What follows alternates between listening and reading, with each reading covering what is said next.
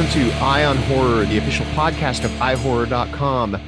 This is episode 100, otherwise known as season 6, episode 1. Woo! We made it to triple digits, guys. How exciting. This is a big day for us. Yeah, it only took us 6 seasons, but hey, here we are. I am your host, James J. Edwards, and with me, as always, is your other host, Jacob Davison. How you doing, Jacob? Doing good, and can't believe we made it a full century. Century. 100 years of iHorror. In dog years, maybe? I don't know. Either way. Also with us yet again, as always, is your other host, John Correa. How you doing, Correa? Doing great. It's our Centurion episode. Centennial episode? Centurion. We're not good at math or English, we're proving right now. I made a social media post saying this is our season 5 premiere. Apparently we've already done 5 seasons. I don't know. This is our 6th. Unless we were wrong all last season. Did we skip a season somewhere? It's easy. It was easy to lose some time-space continuum. Yeah. Time is but a construct.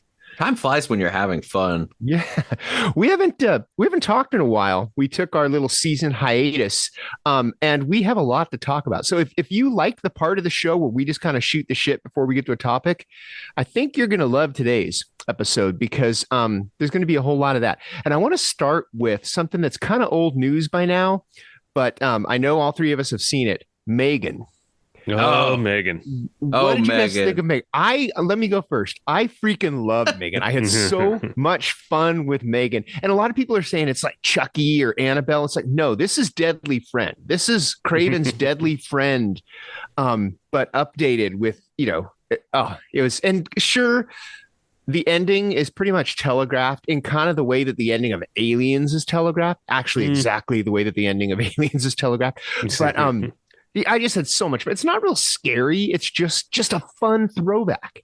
And that's the thing. I saw some complaints where people are like, oh, this isn't original. Oh, the killer robot sentient thing has been done. It's child's play. It's this, it's that. And it's like, yeah, that's fine. I'm all game for redoing something, but like putting your own spin on it. And I think Megan was very successful with that. I really dug a lot of the themes of fear of like technology and privacy and like the unkemptness. I mean, we had the recent Child's Play remake or reboot that did, the Megan a robot and had that. And I like that with Megan, it's the reason why the AI is doing that is just because of pure negligence on the part of the creator. Like she knew, oh yeah, I should have put up these parameters, and Megan even calls her out on it. Is like, you just threw me together and expected me to like know what to do.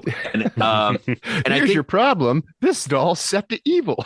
Yeah, and then on top of all that, it had this like nice campiness to it that had like those hints of like hagsploitation type humor that I just adore. So I had a lot of fun with it. For like almost no complaints. Was it a scary movie? And there were some parts that were like pretty gnarly, like she's chasing that kid. Yeah, and also Megan is kind of scary because I feel like they really nailed down the uncanny valley aesthetic with her, because like she's this living doll. And I love that, even in the movie, people are freaked out by her the first time they see her. Like that camp counselor is like, oh, holy shit. Oh, you're a robot. You're not another child. Yeah, I think you bring up a good point. They really used the uncanny valley to their advantage. Like they knew like, all right, cool. Like we're just going to lean into it a bit, and effective.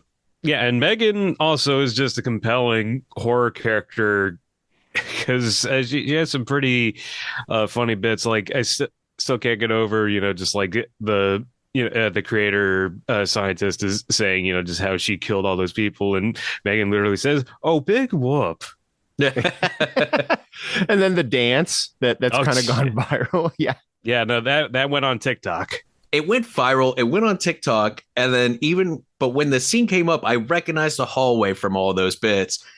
And I was not expecting it to be used that way. Like I thought it was going to be like something else. And then so the fact that she just did it to freak the fuck out of that guy was phenomenal. And the needle drops the music choices in it, when she just starts singing Titanium. Oh, dude, when she started singing Titanium, I was like, there's going to be so many drag queens in WeHo dancing as Megan over the next few months. It's going to be gorgeous. This is going to be beautiful. I love it.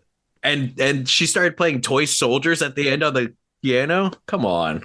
One of the fun things about it, and I know that Jacob and I both saw pre-screenings of it, and they always, for these pre-screenings, they put a slide up, which is usually a static slide. Yeah, it's like the title card. Yeah, it's like a title card. So this one, and when we're all sitting around chatting, wait for the movie to start, and one of the other critics that was there, she says, "Did that doll just blink?" And we're all, No. You're imagining things. And then a few minutes later, Megan on screen says, "Thank you for coming to my movie," and scared the crap out of the whole theater. And that's great. And then every 5 minutes she says something like, "Remember to turn off your phone," or stuff like that. So the new batch of people that come in afterwards would get scared, and everybody could watch them get scared. It was so funny. Yeah. And also she even did the keep your phones silent and don't talk during the movie or else. Yeah. Well, she got nastier and nastier as I got closer to, she's like, "Oh, I'm serious. Turn your damn phone off," kind of a thing. It was funny. Before we leave Megan, though, I want to talk about the most horrific scene in that movie. And that is when I'm blanking on the character's name, but the person who creates her, she opens a collector's toy box. And they're like, "Oh, just play with the toy." She could have easily just broken the seal, opened it nicely, kept the box intact. No, she fucking tears it to shreds. Why? She's like, "Oh, I'm a collector. I don't want this kid playing with my collector toys." And then she proceeds to shred the box like that. That was the gnarliest kill of the movie. It really was. The gnarliest kill that I almost screamed.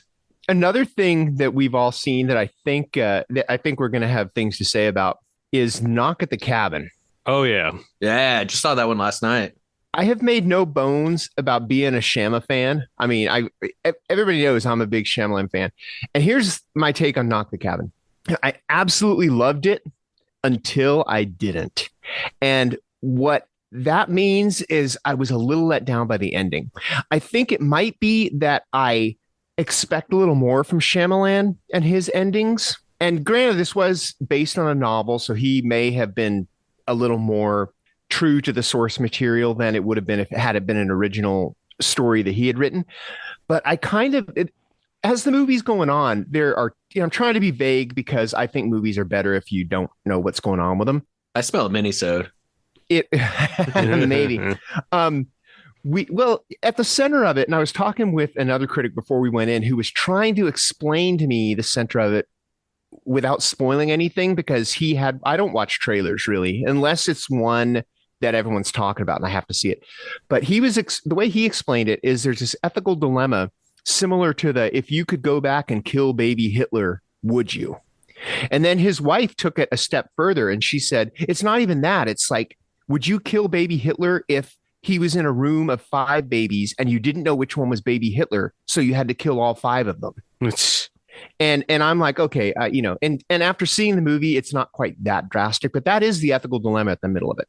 Yeah. And as it's playing out, it can go one of 2 ways. And if you've seen it, the 2 ways that it can go. And I think that it went the wrong way. I would like to have seen it go the other way. And I'm being vague, and maybe we'll get some spoilers with your guys' assessment of it. But the thing is, I was on the edge of my seat for the whole damn movie. I think Batista is amazing in it. I'm glad I finally see him in a role where he got something to chew on. And also really good is the little girl. Actually, I thought the whole cast was amazing, but mainly Batista and the little girl. I don't know her name.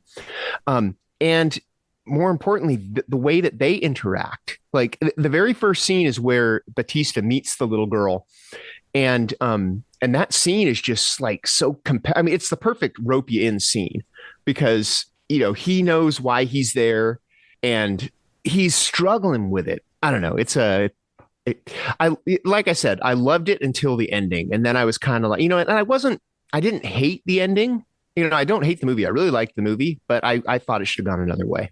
What about you guys? I gotta say, I honestly, because I messaged you guys saying I have a lot of opinions about this movie, and so I gotta say, I think it's probably the best thing that he's put out in the last like 15 years. Really better than Split?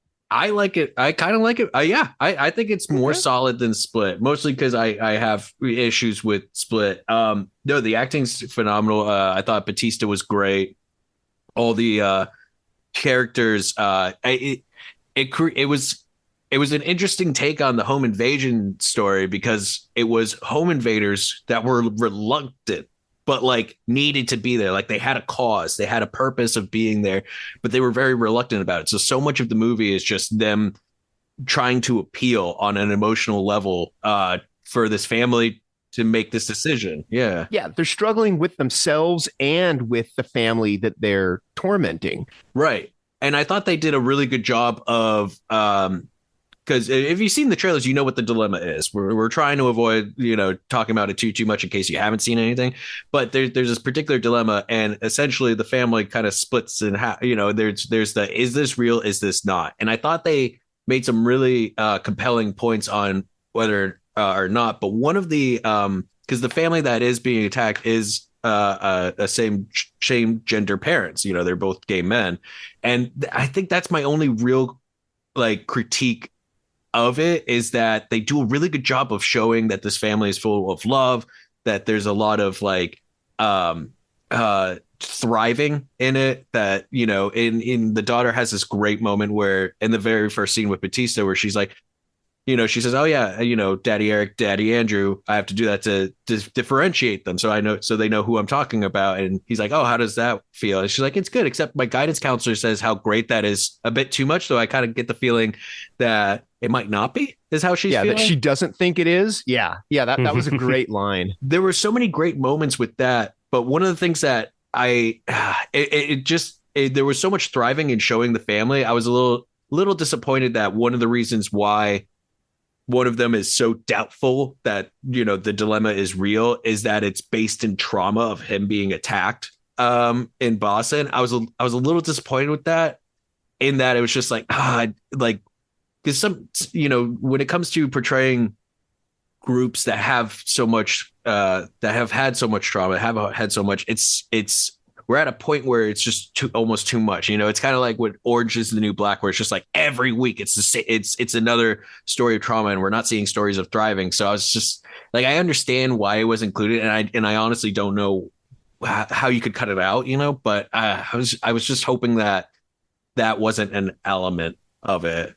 The home invaders went out of their way. They even said at one point, they're like, we didn't know the people who would be here were going to be a same-sex couple. They said that was a big surprise. That was out of left field. This has nothing to do with that. So they even know how what they're doing could be portrayed. And I like that the couple were like, well, how do we know? Oh, I guess we're going to have to take your fucking word on it, huh? And so like that's totally understandable with all that. And I do like how, especially Batista's character is you could see him navigating his verbiage, because he says that he's a second grade school teacher. And so he knows how to pick his words. And he even says at one point how important it is because children believe everything that you say. And so you only have to speak in truths and stuff that as fact and things of that nature. And you can see that line comes very later in the movie, but in looking back on the rest of the movie, you can see that he's been doing that this whole time and just trying to speak as like straightforward and with as much fact as he believes and knows. So he's this big like wrestler type, he's Batista, but you can tell from the first scene. I mean, it didn't surprise me at all that he was a teacher, that his profession was a teacher, because he's so good with her. And part of it, you're kind of going, okay, what's his angle? This is kind of creepy. But part of it is he genuinely cares about what he called his new friend, the little girl. Regardless of how people felt about the movie, I have not seen one complaint about Batista's performance. And personally, having just seen it, I think it may be his best performance yet. Like it was very solid and just very against type and just compelling throughout the entire story as it unfolds. Also, he only raises his voice like once during the movie. Like he is very relaxed and trained through everything. And on my perspective, I gotta say I haven't seen a lot of Shyamalan's more recent work, but this is probably one of his best movies yet. No, it's really solid. I really dug that. I know Jay says he hasn't seen the trailers, but the trailers really do try to make it play up a bit. Like it's a bit more actiony, a bit more thrillery. But I really like the idea. I always love the concept of like a home invasion story that's more philosophical than it is about like the violence, but still include the violence, of course. But it kind of reminded me of The Strangers a little bit, except not set at night, because a lot of it's in basically the broad light of day too. I mean, they even it takes place over a couple of days, and they even go to sleep. They're like everything happens during the day, so it's not like a dark movie. Literally dark. But it reminded me a lot of The Strangers. Especially the whole why are you doing this? Because you were home. That whole that whole deal had a bit of that vibe. It is interesting because it is kind of genre disguised as another genre because, again, can't really get into it that much, but, it's not just a typical home invasion movie. I mean, it is, but it turns into much more than that. And I feel it did it in an interesting way that kind of plays into being a home invasion movie, because it doesn't stop being a home invasion movie once you find out what else is going on, but it does just kind of add to the effect even. And I agree with Jonathan that just does such a good way of portraying it without falling into a lot of the cliches, but also giving what people want, which violence. Like you're saying that the whole movie along with the victims, the audience is wondering, is this real? Is this not? Is this real? Is this not? And I think what I was struggling with the ending is I kind of wish that they went the other way. When it's finally revealed as to the answer to that question, I was thinking I wanted it to explore the other choice. And hopefully we have piqued your interest enough for you to go see it, because it is a great movie. Well, and I think first of all, with that, the whole dilemma, no matter how you end it, people are always going to want the other one, aren't they? Right? Yeah. Like that's always going to be the case. But that's true. I also, there's also the other side of the coin where you're always thinking, man, what if it did end the other way? How would that have played out? And I think that this movie does that successfully, where it kind of gives you kind of like, there's some aspects of The Omen where if you think about The Omen a certain way, where it's just a bunch of, that he isn't actually the son of the devil. We know with the sequels that he is, but that it leaves just enough ambiguity that it's like, fuck, what if Damien wasn't the son of the devil and Gregory Peck is just trying to murder his kid? Like, when you think of it that way, there is, that movie leaves a little bit of that ambiguity. This one doesn't, with its decision, it's very concrete at the end. But I do always like that the idea of like, man, that would have been cool. It would have been cool. It would be a cool DVD feature, to have like, oh, what if it went the other way? Maybe that's my gripe about it. Maybe it's, if it had gone the other way, I would want to see this way. I don't know. Because again, I'm a huge Shyamalan fan. I genuinely enjoy his movies. I can't really defend The Last Airbender, but the rest of his movies I've really enjoyed. I've actually gone up against a friend of mine who I always say that I'll put Shyamalan movies up against PTA's movies. And the only one I think that would win on PTA side is Boogie Nights, but we've had that discussion too.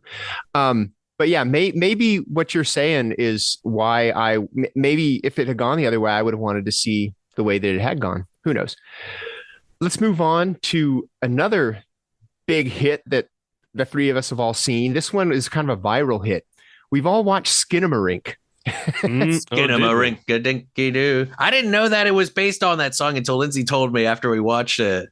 Yeah, no, I didn't either. In fact, like just hearing that song through like clips on Twitter just gave me like flashbacks to PBS or something because of that TV show, What did you guys think of Skinamarink?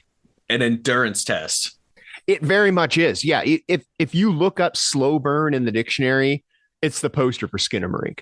If you don't have patience, don't bother. It does take a bit to kind of draw you in. But I saw it theatrically at Alamo, and I think, there's a couple different ways to appropriately watch this movie, and theatrically is one of them, because, we were in the dark, and I have never heard an audience so silent aside from screaming. Because, just, as soon as it starts, just everybody just kind of quiets down, and we get hooked into seeing what's unfolding. And, as the tension's building, just people could barely, make a sound. Like, I could have heard a pin drop in there. It was so quiet. That's the thing. It's not, I mean, like, it's a slow burn, but that doesn't mean that you're bored with it. It is like, Right. I mean, I watched it on Shudder, but I did have all the lights out, and it was late at night. It was after I had finished working. So I'm watching this at like 11 p.m. And it is, it's engaging. I mean, you're the entire time you're like, okay, what the hell's going on? And then you're like 45 minutes into it, and you're like, oh, I still don't know what the hell's going on, but I'm still invested enough that I want to find out what the hell's going on. And it's weird because it's almost like a student film that just like trods along, and it's the kind of movie where you look at it and you're like, oh, I could have done this. It's like, oh yeah, but that guy thought of it first. But you're like, this is one of those movies that like it's creative in creativity. And if that makes any sense, it's like the who would have thought to shoot this movie like the way he did? Yeah. Like if you were gonna take the concept of these two kids in a house alone, essentially, would you have made that movie?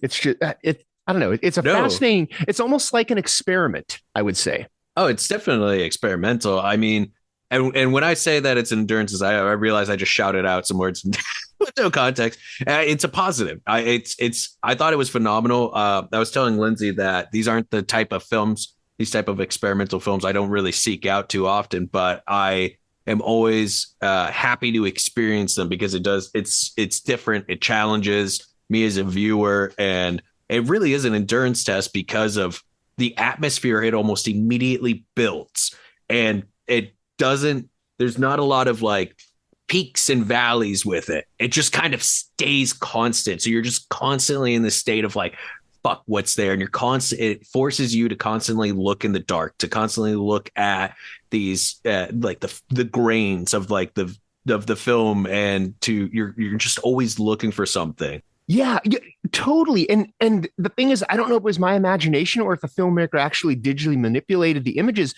but yeah, you're right. You're like, the camera will just be, and it's almost like it's sitting on the ground or something. I mean, and then you'll start seeing things. And you're like, okay, is that me or is that the movie? Yeah, it's a creepy movie.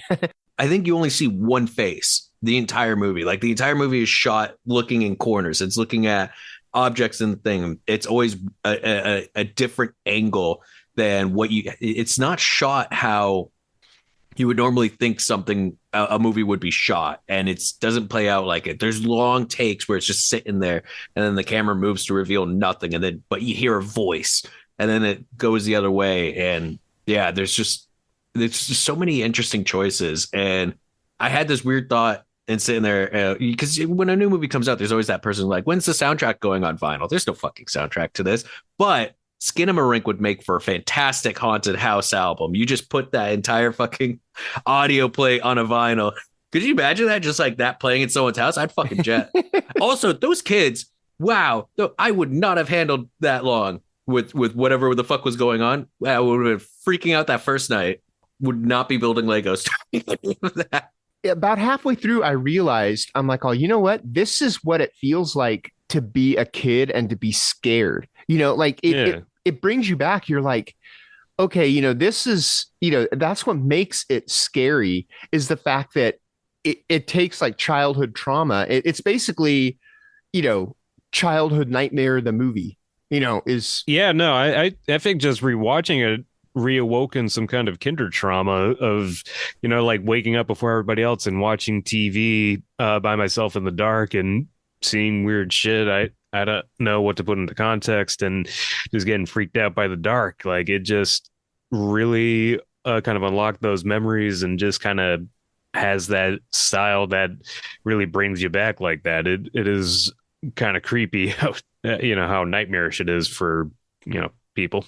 And it has one amazing scare that Oh, you yeah. guys both probably know what I'm talking about. It's a cheap one, but it is Yeah. so effective. The telephone. Yeah.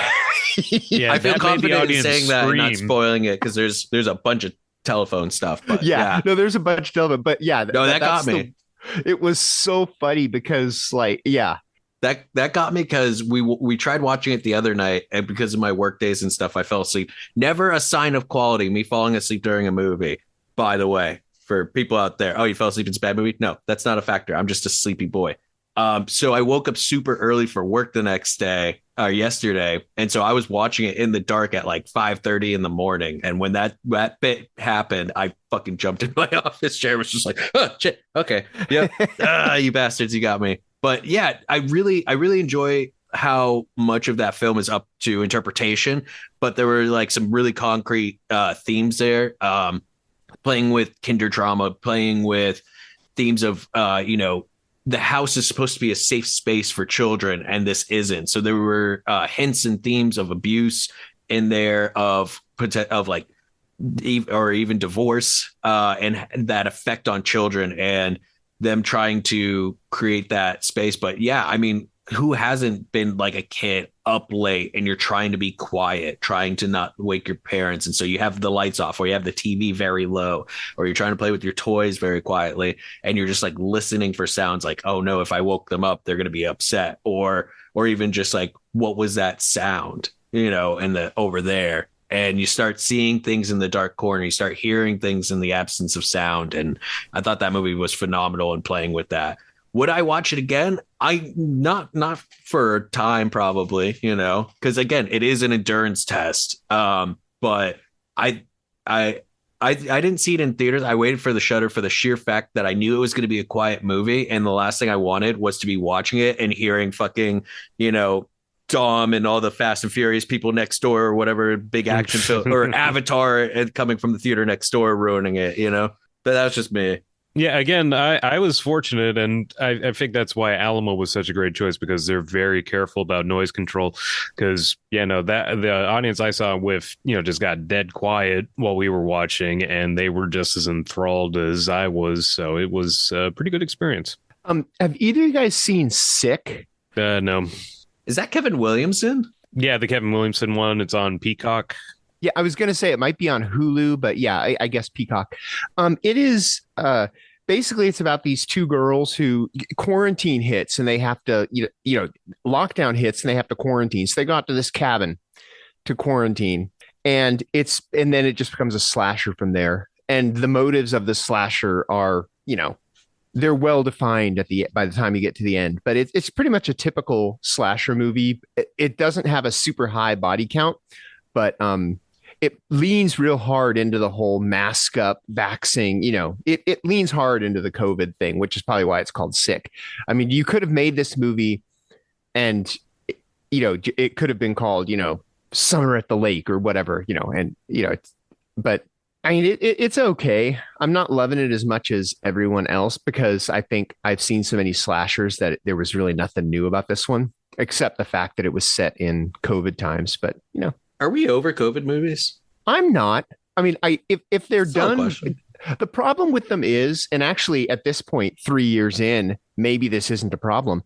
But what I think about is when as soon as This Is Us, the TV show, which, yes, I watch, take my horror card away if you want. No, that's fine, dude. They would have like masks and vax and stuff, as part of their show. And watching reruns of that might look like a time capsule rather than timeless.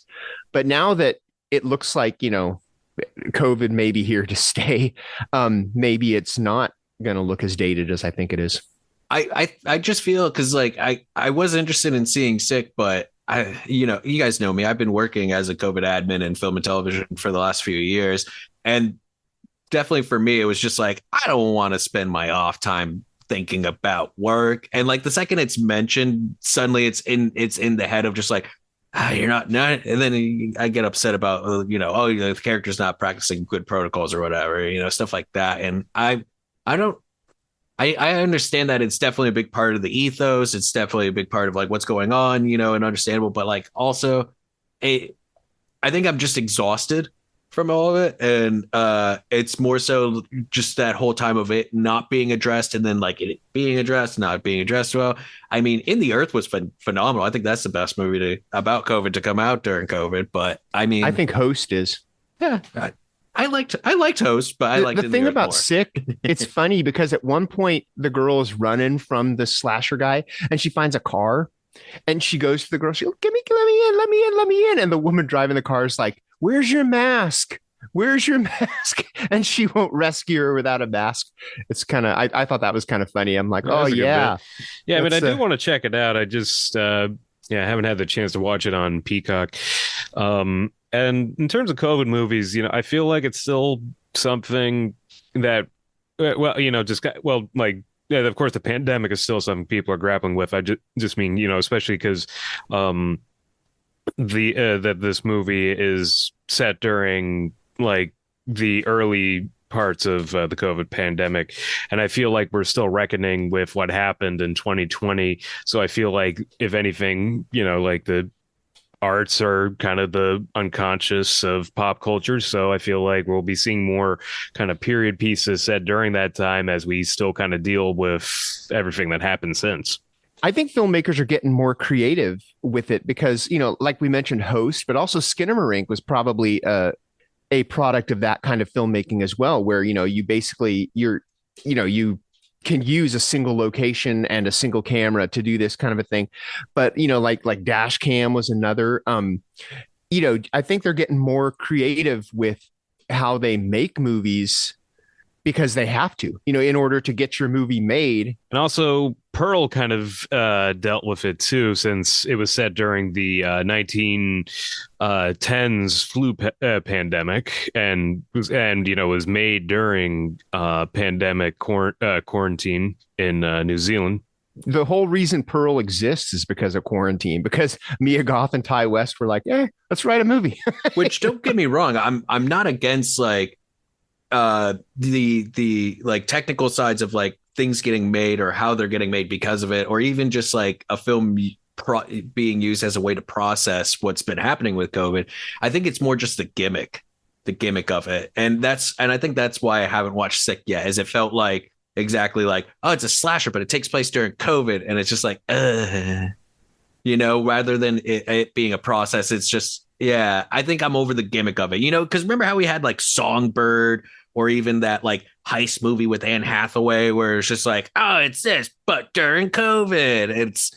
I think I'm exhausted of those movies or the thought of those movies, because I don't want to like pigeonhole Sick or any other movie as, oh, it's this, but with COVID. But there are definitely those movies, and I'm just, But on the other side of it, like, you want to talk about processing, Last of Us. Have you guys been watching Last of Us? Oh, yeah. No, it's been amazing. Oh, that's been processing. First of all, fucking phenomenal. Holy shit. I think only episodes 1 through 3 are out. So that's as far as we've gotten. The 4th episode airs tonight. Yeah. Okay, cool. So I'm not too far behind. I just caught up on White Lotus. I don't know if you guys watch that, but yeah, I do. We watched the first season of that in one sitting, and so we're spacing out season 2 as much as we can of White Lotus. Well, season 2's got your girl Aubrey Plaza in it. Oh yeah, it does. Well, it's also got my main queen Jennifer Coolidge in it. So. She's in both. She is. Yeah. Fucking love Jennifer Coolidge. She might be the only carryover. Is she the only one who's in both? Yeah. She's the only one who's in both seasons. And actually, Last of Us does have Armand from season 1 of White Lotus to give you more motivation to watch it. That's true. There's a connection. Jesus Christ, Last of Us is so fucking good. I cry so much during that show. Goddamn. Do you have to be familiar with the video game to watch it? Because I don't know anything about the video game. Okay, no, cool. I played the games, and like they really establish it on their own. And since it's Craig Mazin, the guy that did Chernobyl, he does a few things that you may kind of notice similar to how he handled the disaster in that show with this. Like there's a couple of cold opens that kind of examine and display kind of the sheer scope of what a disaster they're in because of the cordyceps infection. So it's basically, just this fungus manages to adapt to humans, and it spreads in such a viral manner that it's able to infect millions of people simultaneously. And that's what kind of kickstarts the collapse of society and the other thing is it's a period piece too, because the outbreak starts in 2003 and it's set in modern 2023, but in a post-apocalyptic version of our world. Yeah. And what I really love about it, first of all, the game is phenomenal. I've never beaten that game. I always get to, I don't think I've left quarantine in it because I would always play it and then something would happen. Like I have to return the disc, or I got distracted with work. So I only ever got so far 4 different times across 2 different consoles with it. And so by the end of episode 2, I turned to Lindsay. I was like, and that's as far as I got in the game. But what's great about it is the game is phenomenal. The game is so focused on character and so focused on story. So it is already very cinematic. It's very episodic, the game. And they respect the shit out of the game. They had one of the creators of the game be an EP on the show and is very involved with it. And the EPs even said, because I've been watching the after shows, that when they're talking about adapting the game, if when they deviate from what the game does story wise, if it's the same or worse, they don't do it. But if they can improve on a bit in it, like they changed one of the characters, like his involvement in the overall story drastically in the show, but it's in service of telling a much better story. And yes, I am referring to episode 3, which is a real fucking tearjerker. But it's phenomenal. Jay, you got to catch up, man, because episode 4 premieres tonight. It's so good. Yeah, I definitely need to get into that. I've been busy with stuff, but yeah, I can get into it. What else you guys been seeing? Anything else cool that has come out? Well, I did see the new Brandon Cronenberg movie Infinity Pool. How's that? White Lotus for the Videodrome fans, eh? Is that what it is? Is it? Because I said that, and I haven't seen it yet, but it kind of is, because it is about like Alexander Skarsgård and Mia Goth and all these other like ridiculously wealthy white like millionaires vacationing in this third world country resort and them getting into trouble. I don't want to spoil I don't want to spoil kind of the sci-fi twist to it, but yeah, no, they let's just say there's a way they can avoid consequences with their massive amount of wealth, and they start getting addicted to it. And I thought Brandon Cronenberg did a fantastic job of, kind of building this world and kind of, it's not really a body horror movie, but it is a very dark science fiction kind of moral examination type of movie. And he's very good with kind of the lore and world building of it. And also, I just really love seeing Mia Goth just go 110%, because like she goes as hard as she possibly can in this role. I finally saw Holy Spider. I know Jacob reviewed it a few episodes ago, and I gotta say, believe the hype that Holy Spider is fucking phenomenal. If you can find it in a local theater, go see it. It's wow, just blew me away. I will watch anything that director does now after Border and Holy Spider. Phenomenal. Have you guys seen Pray for the Devil? No. Nah. It Is that the one about like they treat like exorcists like soldiers of the Vatican and like a little bit, yeah. She's the first female exorcist or something, but the devil's trying to. That trailer is so hokey. I'm sorry. The movie is hokey too. Yeah, is it fun hokey? No. It's just kind of bad hokey, and it's weird because I mean, I don't feel bad because I supported horror, but it was offered to me as one of my offers on VOOO, and I don't remember what I paid. I think it might have been like $9.99, and I think I got ripped off. But but it was it's. I mean, maybe on a second watch it'll be fun hokey, but it was just it's it's one of those, you can't be an exorcist, you're a nun, and then there's kind of a fun little twist that you see coming a mile away about why this woman has to be the exorcist for this particular case, and it's not worth talking about too much because it's not really a good movie. I was expecting it to be better because it was kind of hyped. There was a lot of hype around it, but if you do want to watch a good nun movie, I just watched Benedetta for the first time. I've seen it. Yeah. Oh my God. I finally popped in like my import 4K of it on Thursday night, and Paul Verhoeven goes hard, man. Yeah. Paul Verhoeven, bud.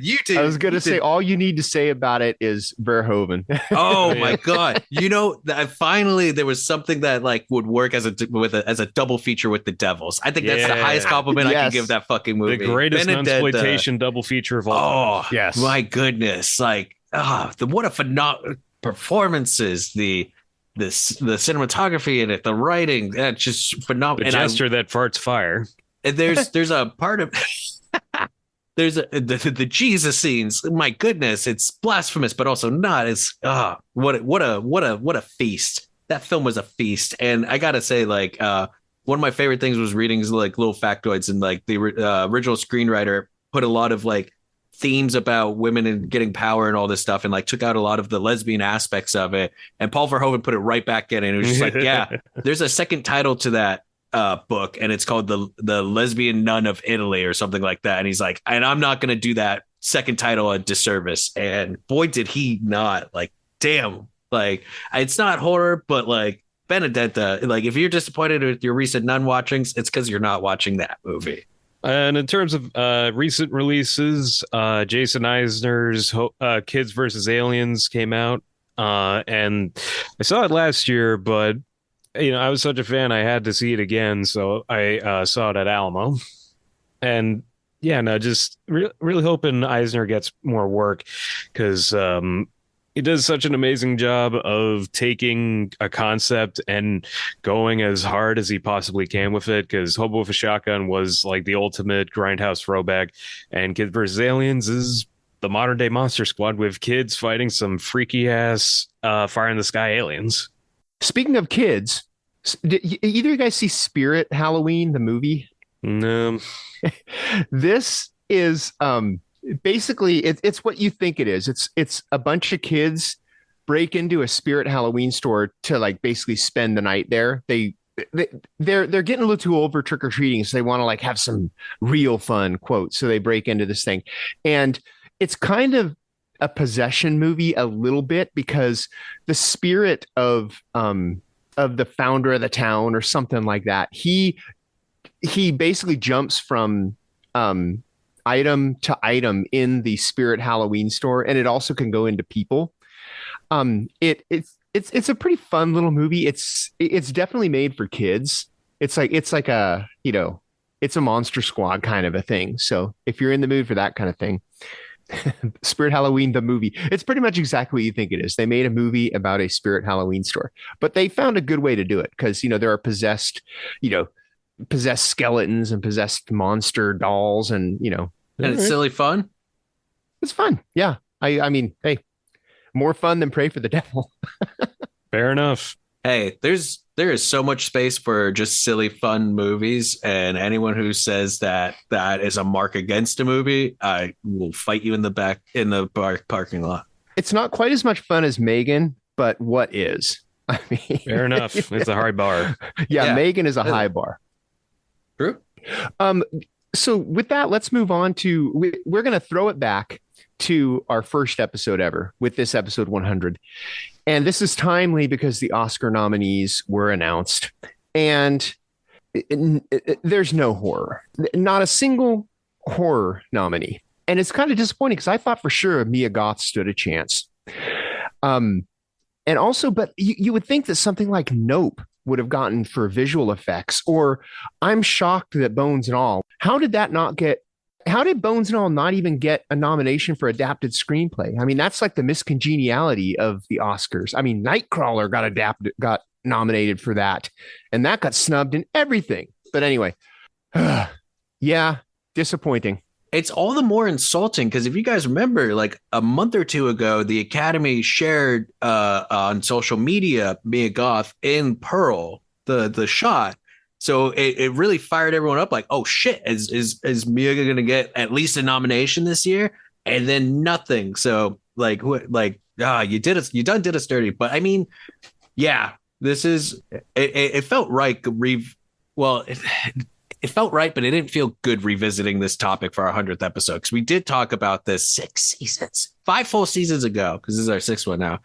And that was 2018. So it's been 5 years since we've been talking about this. So to have to revisit this topic of horror not getting the accolades that it needs, or even the recognition, is heartbreaking. Especially since, again, how many times have I said it? Horror is just a category. It's just a way of filing stuff away on the shelf. You can still tell compelling stories. You can still give compelling performances. I mean, fucking look at anything Flanagan has done. Jesus Christ. Like, every single one of his projects has had insane performances, insane writing. And yet, where's the Oscars? Where's the Emmys, for that?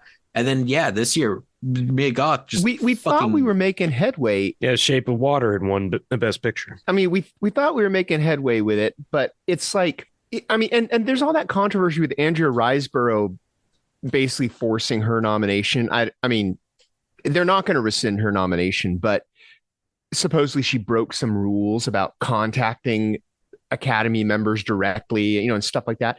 And people are saying that the real victim of her nomination is Daniel Deadwyler for Till or Viola Davis for Black Panther. But I kind of think it's Mia Goth, and people are making it a whole, Oscar so white thing because the other two actresses that didn't get nominated are Black. And honestly, both of them, I think, should have been nominated. Daniel Deadwyler, particularly for Till, but Mia Goth, absolutely. That's a huge snub. Anybody who sees, and the thing is, I don't think enough Oscar voters saw Pearl.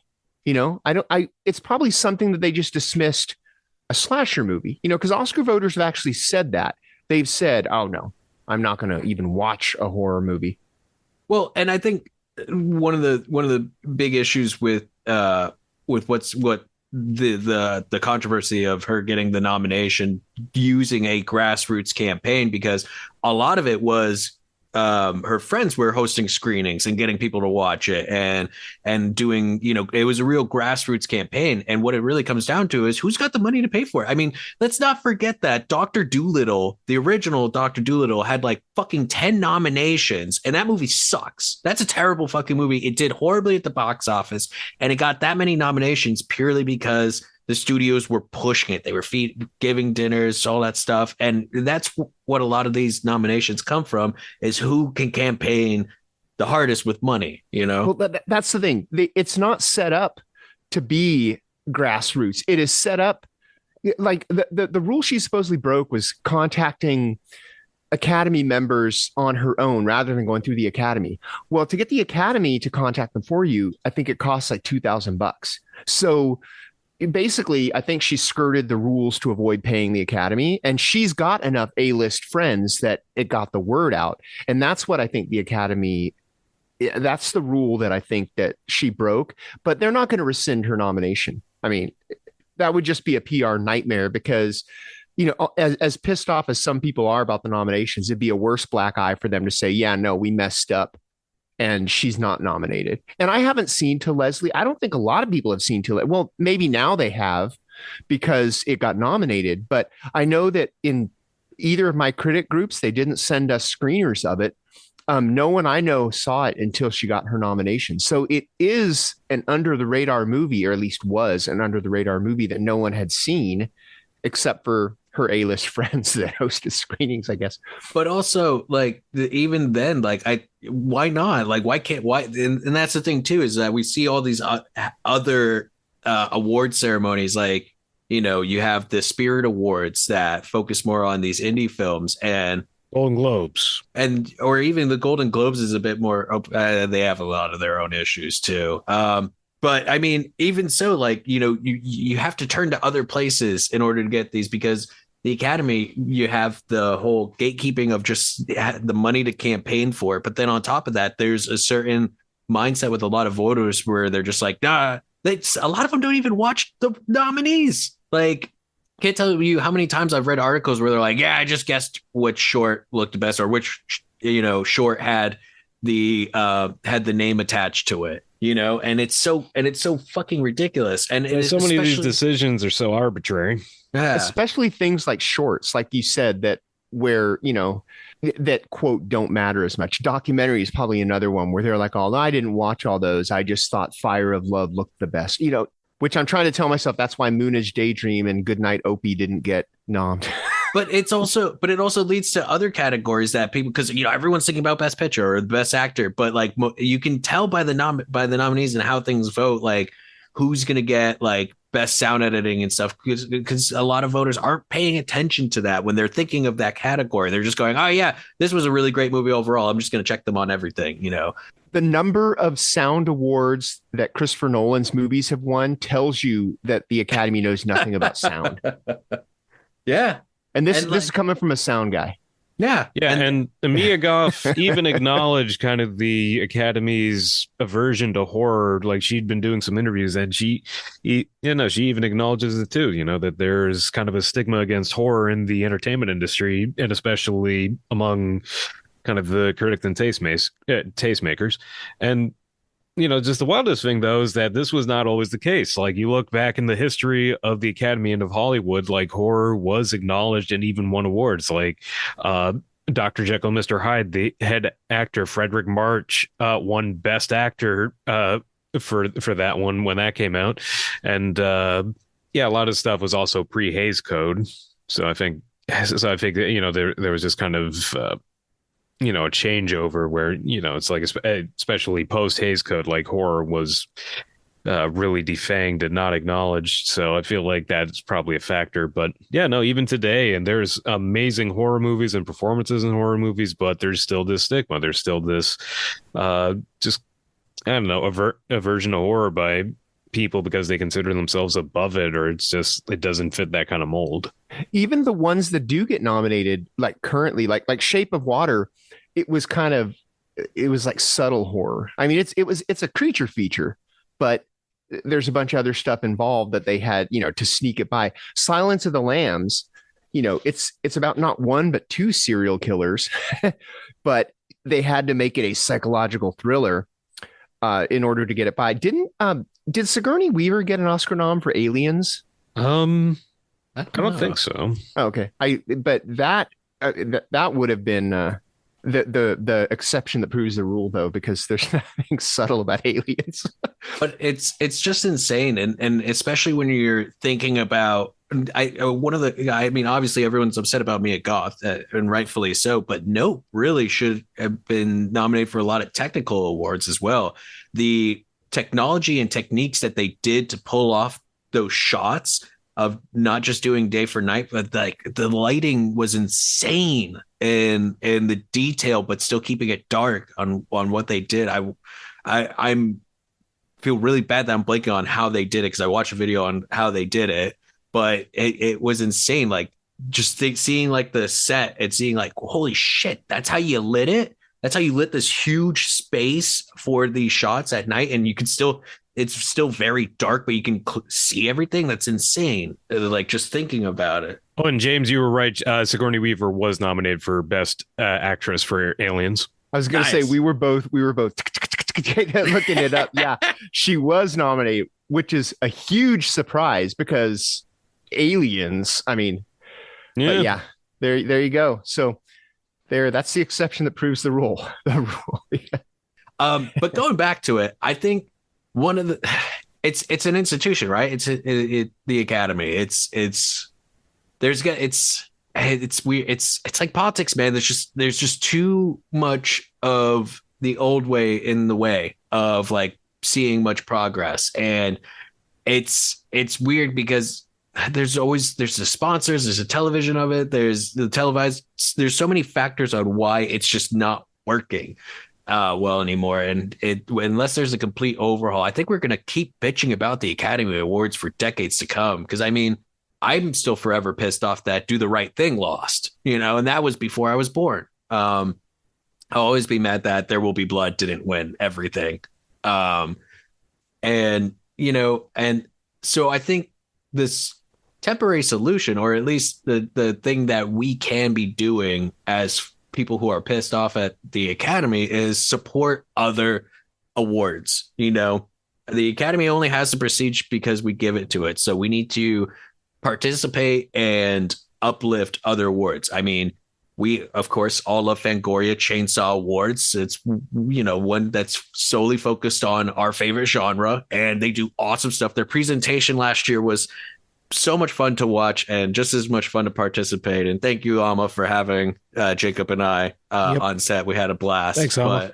But there's other ones too. There's the Rondo Awards. I think we were talking earlier about the Saturn Awards. Like, these are all valid award systems that are giving recognition to the genre films that normally wouldn't get that at the Academy. And I think the more that people support those, and the Spirit Awards, you know, with giving more focus on indies, I love that the Spirit Awards has a category where it's like movies made for X amount or less. That's fucking great. It really is the spirit of it, of indie, to recognize like, hey, they were able to pull this off for very little. So just support more awesome film fests, awards, and bring them up, get them to a higher pedigree so that they can get more support and do more awesome work, essentially. And as a member of 2 critics groups, support your local Critics Guild Awards.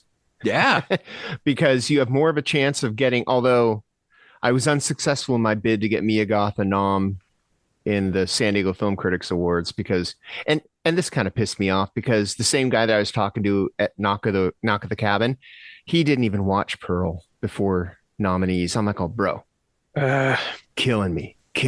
There should be like a thing. I don't know how we do it, but they force all the critics to actually watch the movies that like are up for it. Understandably, that's a big task. There's a lot of fucking movies released in 1 year. But also here's my problem with that is that we do these things called think lists where you mention things you're excited about. And some people use this just to list all the movies they've watched in the year. You know, that's unreasonable. But if there's something that you're excited about, you put on this list, and then we compile it, send it out to everyone.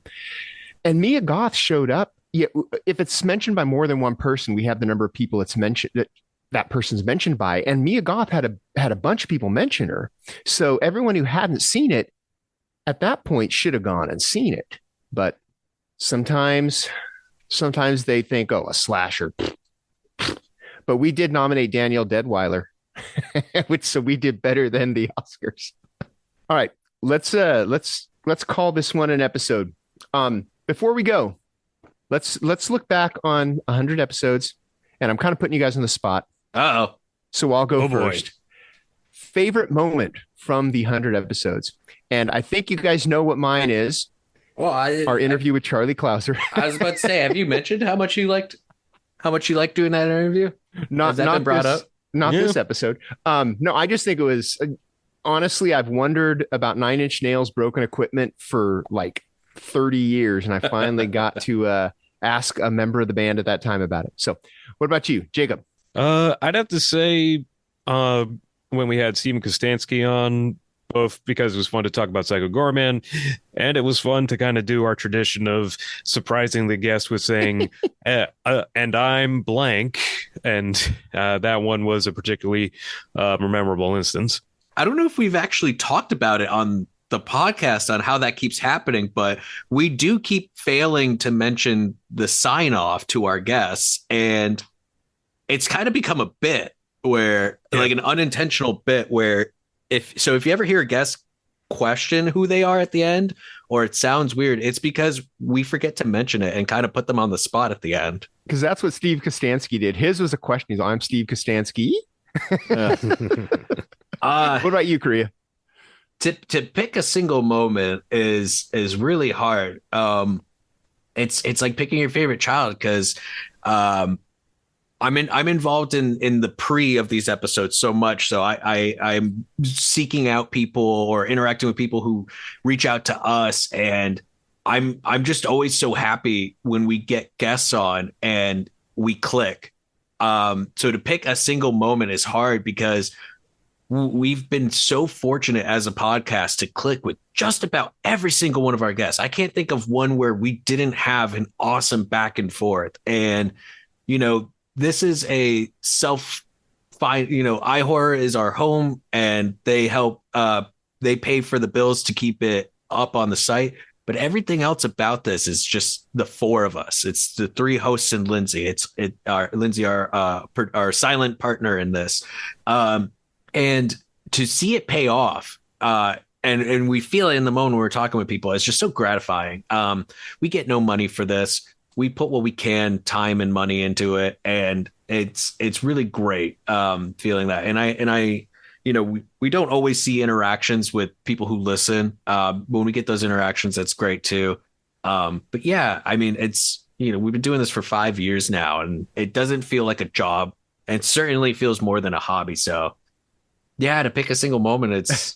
I was gonna say, have you given us an answer? Yeah, I can't. I won't. I refuse. I love doing this. I love chatting with everybody. One fun moment we did have, and you might know the guy's name because I don't, because you passed it on to us. But the guy who said that he was late for work because he was listening to our Heather Wixon interview, because that one ran long. Yeah. And the guy's like, oh, I got so into it, I was late to work. That was one of the highest compliments. And we need Heather back. She put out a second volume of her book. Mm-hmm. Heather, I don't know if you're listening, but I'm gonna be DM you real soon. We need to have her back for that. We told her we'd have her back for every volume. Yeah. So we're behind. But yeah, if you're reflecting on these past 5 seasons, are enjoying it, remember to subscribe. Reviews are huge. So please go out there and place your honest opinions on us. That'll help with our numbers. And again, we've done 5 full seasons without sponsors or asking for money. So, I mean, I think that's pretty cool. I think that's my favorite moment, is just how we've just been doing this no matter what. Because we're friends. We generally, before we hit record, we generally will shoot the shit for usually like 20 minutes or so. And I always joke with these guys that if we ever do set up a Patreon, which, I don't know, that's not really in the plans. But if we do, we just should release the bullshitting we do before we hit record. Yeah, that's what the people want. That'll be a Patreon only, just us shooting the shit. And our commentary track to Rampage. That's right. Yes. We're not going a full season without mentioning Rampage, motherfuckers. I just got a Japanese 4K of it, and it is dope. Okay. Rampage will never die. On the mention of Rampage, we're going to call this one an episode. So thank you for joining us for 5 seasons, if you have, or thank you for joining us for this episode, if this is your first one. And if this is your first one, go back to Charlie Clouser, go back to Stephen Kostansky, go back to Heather Wixon. Those are the good ones. Those are the fun ones. And don't forget the Justin's episode, Martell and the Liberty. Were fantastic. Yeah. Any episode that Emma is on, we've had her twice. Any episode that Kelly and Bree are on, I think, has Kelly been 3 times now? She's up there. Our episodes Wayland's been Waylon. Our episodes any of our with guests Benji. Come on. If we have a guest on, you should check out those episodes, because absolutely everyone we've had on has been great. Our music is by Restless Spirit, so go give them a listen. And our artwork is by Chris Fisher, so go give him a like. You can find us on any of the socials under Ion Horror or at iHorror.com. All right, so we will see you in a couple of weeks with more horror. So for me, James J. Edwards. I'm Jacob Davison. And I'm Jonathan Correa. Keep your eye on horror.